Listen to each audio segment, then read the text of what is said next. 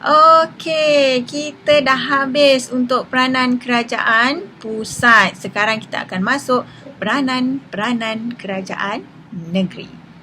Okey. Okey, kalau awak tengok dalam slide adalah gambar-gambar untuk kerajaan-kerajaan negeri yang ada di Malaysia. Okey, awak berada dekat negeri mana? Okey, negeri mana? Dekat sini ada negeri Kedah, negeri Pulau Pinang, Sarawak, Sabah,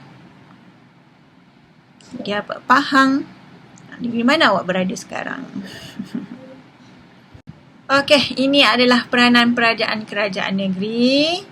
Okey, yang pertama, kerajaan negeri perlu mewujudkan kawasan industri dekat dalam negeri dia sendiri. Kemudian, dia perlu menjalinkan kerjasama dengan sektor swasta untuk menarik pelabur tempatan dan juga asing. Tujuan dia adalah untuk meningkatkan industri di negeri dia sendiri. Dia juga, kerajaan negeri juga berperanan membentuk syarikat yang berkepentingan kerajaan negeri seperti Perbadanan Kemajuan Ekonomi Negeri. Selain itu, kerajaan negeri juga perlu menyediakan skim galakan kepada sektor swasta untuk mengusahakan sesuatu jenis pertanian.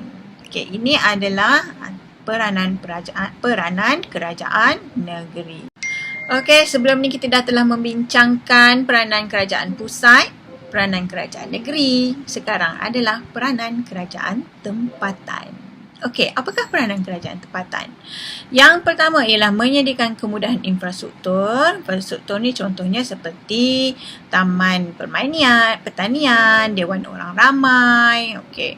Kedua ialah mewujudkan pusat-pusat perniagaan dan perdagangan seperti pasar tani, pasar pagi. Itu adalah peranan kerajaan tempatan.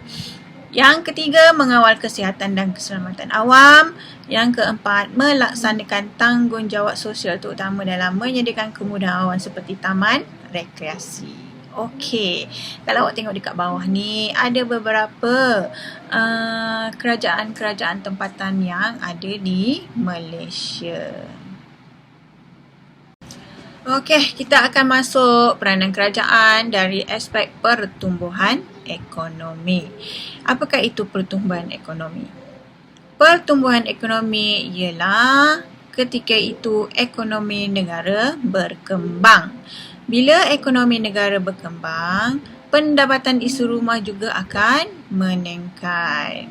Dan apabila pendapatan isi rumah meningkat, kuasa beli isi rumah atau pengguna juga akan meningkat. Maksudnya, bila gaji seseorang itu meningkat, jadi kuasa untuk dia membeli dan menggunakan wang yang dia ada itu juga adalah meningkat. Perniagaan perlu meningkatkan pengeluaran dan aktiviti perniagaan kerana permintaan yang meningkat daripada pengguna. Selain itu, dapat meningkatkan pendapatan isi rumah dan juga tenaga pekerja dan akhirnya ekonomi negara bertumbuh. Okey, antara inisiatif yang telah dilaksanakan oleh kerajaan untuk meningkatkan ekonomi negara ialah GTP dan juga ETP. Untuk memajukan ekonomi, kerajaan melaksanakan dua dasar, iaitu dasar fiskal dan juga dasar keuangan. Okey, kita selalu dengar dasar fiskal, dasar keuangan, inflasi, deflasi, melaksanakan dasar fiskal, melaksanakan dasar keuangan. Apa itu dasar fiskal? Apa itu dasar keuangan? Kan? Okey, sekarang kita akan lihat apa itu dasar fiskal.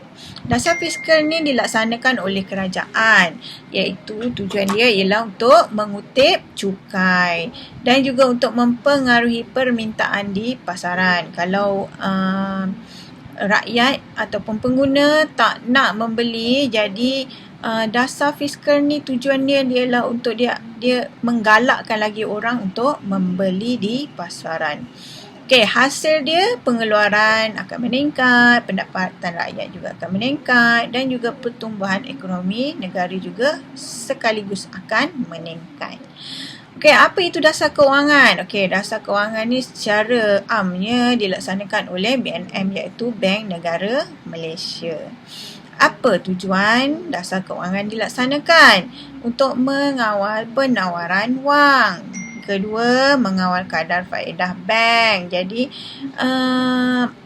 hanya Bank Negara Malaysia sahaja yang boleh mengawal kadar faedah bank-bank yang ada di Malaysia. Dan dia juga mempengaruhi pembelajaran isi rumah, mempengaruhi aktiviti pelaburan dan hasilnya pertumbuhan ekonomi negara akan meningkat.